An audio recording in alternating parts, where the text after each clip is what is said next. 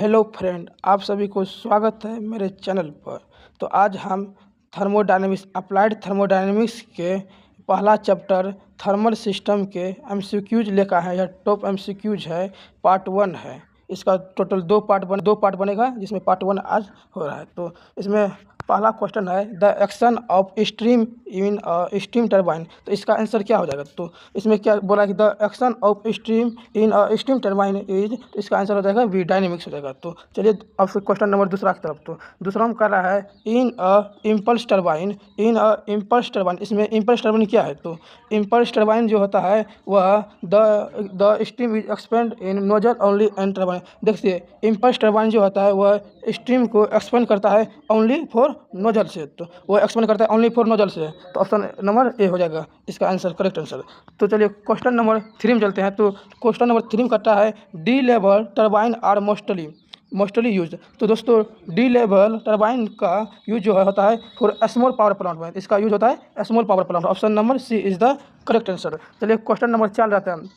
Question number 4 कहता है कि impulse turbine friction is negligible the relative velocity of steam at outlet tip of the blade is the relative velocity of the steam is inlet tip of the blade. इसका 4 number का option हो जाएगा equal होता है, या फिर less than होता है, फिर ग्रेटर देन होता है। दोस्तों, इसका option number A is the correct answer, equal होता है। नंबर 5 कहता है the blade friction in the impulse turbine reduce the velocity of stream by wheel it passes over the blade। तो ओवर द ब्लेड तो कितना होता है? 10 to 15%, या फिर 15 to 20%, या 20 to 30%, या 30 to 40। तो दोस्तों, इसका answer option A is the correct answer. Option A होगा 10 to 15% जो होता है। और 6 नंबर कहता है कि इन रिएक्शन टरबाइन। तो रिएक्शन टरबाइन क्या होता है? तो दोस्तों, रिएक्शन टरबाइन वो टरबाइन होता है जिसमें से स्टीम नोजल और टरबाइन दोनों से मूविंग ब्लेड और दोनों चीज़ से फ्लो होता है। तो और इसमें क्या the expand of the steam takes place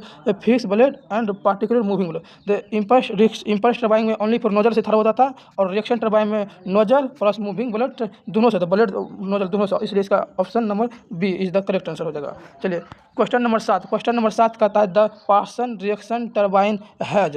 तो इसमें क्या करता है? ओनली मूविंग ब्लेड होगा कि ओनली फिक्स ब्लेड की आइडेंटिफाई फिक्स एंड मूविंग। तो देखिए, पार्सन टरबाइन जो है एक प्रकार का कौन सा टरबाइन है? तो ये एक प्रकार का रिएक्शन टरबाइन। तो रिएक्शन टरबाइन में हम जैसा कि जानते हैं कि फिक्स और मूविंग दोनों ब्लेड रहता है, इसलिए इसका आंसर करेक्ट सी हो जाएगा। तो चलिए क्वेश्चन नंबर 8 कहता है the degree of the reaction is defined as the ratio. तो degree of the reaction is defined as the ratio. तो इसका क्या होता है कि the heat drop in fix blade moving blade होगा, या फिर देखिए दोस्तों, इसका आंसर हो जाएगा option C, heat drop in moving blade to total heat. Option number C is the right answer. तो चलिए क्वेश्चन नंबर 9 की ओर जाते हैं। तो क्वेश्चन नंबर 9 कहता है for a Parson reaction turbine the degree of reaction is. तो इसका कितना 20% होता है, 30%, या 40%, 50 होता है। ऑप्शन नंबर डी हो जाएगा 50%। इसमें 50% रहता है। तो चलिए क्वेश्चन नंबर 10 की तरफ जाता है कि कहता है कि in reaction turbine where the degree of the reaction is zero then there. कब होता है जीरो? तो option number no heat drop moving blade. तो इसका जो है degree of the reaction is zero कब होगा? जब heat drop in moving blade, no drop, जब हीट ही नहीं जाएगा तो उसका जीरो हो जाएगा। Option number A is the correct answer. 11 number question कहता है the ratio of work done on the blade per KG stream to the energy supply to the blade is equal. तो इसमें डायग्राम और blade efficiency होगा, या फिर nozzle efficiency, या फिर ग्रोस और स्टेट इफिशिएंसी, या फिर मैकेनिकल इफिशिएंसी। दोस्तों, इसका option number A is the correct answer. Option A होगा। चलिए क्वेश्चन नंबर 12 की तरफ चलते हैं। क्वेश्चन नंबर 12 कहता है the state efficiency N S is given by. तो क्वेश्चन नंबर 12 कहता है क्या होगा? ऑप्शन ए होगा, ऑप्शन बी होगा, कि ऑप्शन सी होगा? दोस्तों, आप इसका आंसर कमेंट बॉक्स में डालिएगा क्वेश्चन नंबर 12 का। तो क्वेश्चन नंबर 13 की ओर चलते हैं। क्वेश्चन नंबर 13 कहता है the maximum efficiency of D level turbine. देखिए, डी लेवल टरबाइन का जो एफिशिएंसी निकालते हैं वह जो है कोस स्क्वायर ए से निकालते हैं। तो इसलिए इसका answer option B is the correct answer हो जाएगा। चलिए क्वेश्चन नंबर 14 की तरफ चलते हैं। क्वेश्चन नंबर 14 कहता है the maximum efficiency of reaction turbine. Reaction turbine में मैक्सिमम एफिशिएंसी कब होता है? तो मैक्सिमम एफिशिएंसी देखिए, जब मैक्सिमम एफिशिएंसी होता है कि जब 2 कोस स्क्वायर अल्फा इंटू 1 इधर और प्लस कोस स्क्वायर अल्फा होगा तब जाके इसका मैक्सिमम इफिशिएंसी होता है। Option number C is the correct answer. तो चलिए क्वेश्चन नंबर 15 पढ़ते हैं। क्वेश्चन नंबर 15 कहता है the pressure velocity compound impulse turbine allow beginner pressure drop the is number of stage. देखिए वेलोसिटी कंपाउंड में होता है कि जिसमें वेलोसिटी अगर ज़्यादा है तो उसको कम किया जाता है, वेलोसिटी को कम किया, चूँकि हाई वेलोसिटी से अगर टरबाइन पर करेंगे टरबाइन में नुकसान भी हो सकता है उतना, क्योंकि इसका RPM 20 से 30,000 RPM होता है, इसलिए इसे कंपाउंड करके इम्पल्स टरबाइन होता है। तो इसका 15 का आंसर ऑप्शन नंबर बी हो जाएगा, लेस, क्योंकि इसका वेलोसिटी कम किया जाता है, कम करने मतलब लेस किया जाता है। क्वेश्चन नंबर 17 का था Curtis turbine is Curtis turbine क्या है। 17 नंबर का था कास्टिक टरबाइन क्या था। कास्टिक टरबाइन जो होता है वो प्रेशर वेलोसिटी कंपाउंड टरबाइन होता है, तो इसका दूसरा नाम ये होता है। Option number C is the correct answer. चलिए क्वेश्चन नंबर 18 में चलते हैं। क्वेश्चन नंबर 18 कहता है कि D level turbine is. Question number 18 कहता है डी लेवल टरबाइन होता है, तो डी लेवल टरबाइन क्या होता है, इम्पल्स टरबाइन होता है या फिर सिंगल रोटर इम्पल्स होता है या फिर मल्टी रोटर। तो ऑप्शन इसमें से कोई नहीं, डी लेवल नहीं होता। डी लेवल जो है या एक रिएक्शन टरबाइन होता है, ना कि ये सब टरबाइन, तो इसलिए इम्पल्स रिएक्शन टरबाइन नहीं था, इसलिए इसका option number D is the non. तो चलिए क्वेश्चन नंबर 19 की तरफ चलते हैं। क्वेश्चन नंबर 19 का होता है the compounding of turbine is done in order to मतलब कंपाउंडिंग क्यों किया जाता है, रिड्यूस स्पीड के लिए या फिर इंप्रूव इफिशिएंसी के लिए, रिड्यूस एक्सीड लॉस या ऑल ऑफ दो। दोस्तों जैसे कि हम शुरुआती में बता देते कंपाउंड इसलिए किया जाता है ताकि उसका स्पीड को कम किया जाए, यानी रिड्यूस स्पीड किया जाए। Option number A is the correct answer. तो क्वेश्चन नंबर 20 की तरफ चलते हैं। क्वेश्चन नंबर 20 कहता है the purpose of governing in steam turbine to.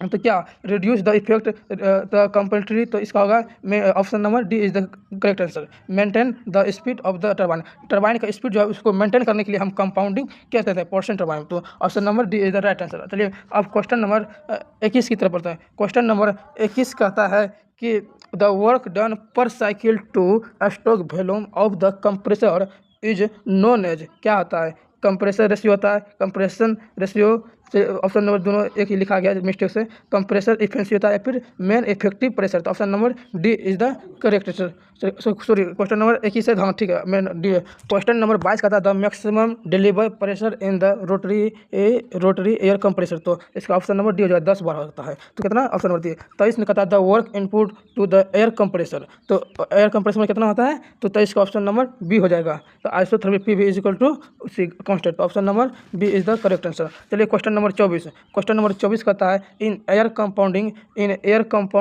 The air compressor the quality of the air compressed per minute at the atmosphere condition, तो इसका option number हो जाएगा A is the correct answer. तो question number चलिए 25 कहता है। Question number 25 कहता है multi stage reciprocating air compressor is useful, तो मल्टी स्टेज किस में यूज होता है, तो option number A is the 300 बार। तो चलिए क्वेश्चन नंबर 26 है। क्वेश्चन नंबर 26 कहता है कि disadvantage of gas turbine is, या लोअर एफिशिएंसी देता है, मतलब option number A is the correct answer. तो एक्सिल फ्लो एयर